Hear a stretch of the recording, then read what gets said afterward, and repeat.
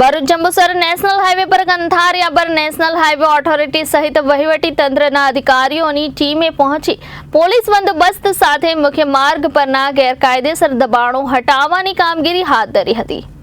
ભરૂચ જંબુસરને જોડતા મુખ્ય માર્ગ પર આવેલ કંથારિયા ગામ પાસે ટ્રાફિકને અડચણરૂપ ગેરકાયદેસર દબાણો દૂર કરવા માટે હાઈવે ઓથોરિટી દ્વારા દબાણકર્તાઓને 3 નોટિસ આપવા સાથે રિક્ષા ફેરવી જાહેરાત કરવામાં આવી હતી।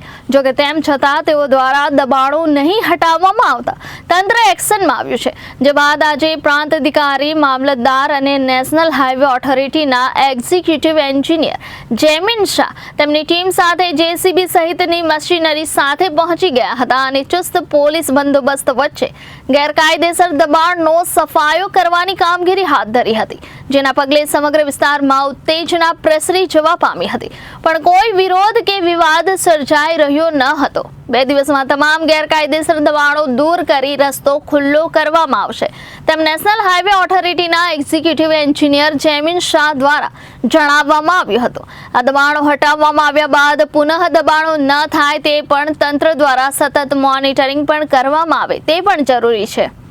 આજરોજ તારીખ 1/3/2025 ના રોજ કંથારિયા ખાતે થયેલ દબાણ હટાવવાની કામગીરી ભરૂચ પ્રાંત મેડમ, મામલતદાર શ્રી અને પોલીસ વિભાગના સહયોગથી કામગીરી ચાલુ કરેલ છે, જેમાં અગાઉ બી દરેક દબાણકર્તાઓને જાણ કરેલી હતી।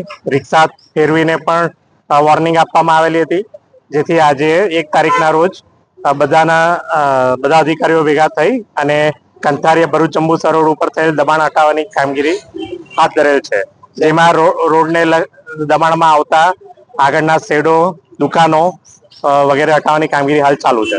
સાહેબ, અંદાજિત કેટલા લોકોને નોટિસ આપવામાં આવેલી? અંદાજિત જે બી દબાણકર્તાઓ છે એને રિક્ષા ફેરવીને ઓવરઓલ જ દરેકને જાણ કરવામાં આવેલી હતી, છેક જંબુસર થી લઈને કંથારિયા ગામ સુધી।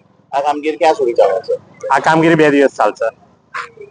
Bureau report, Janadesh news, Bharuch.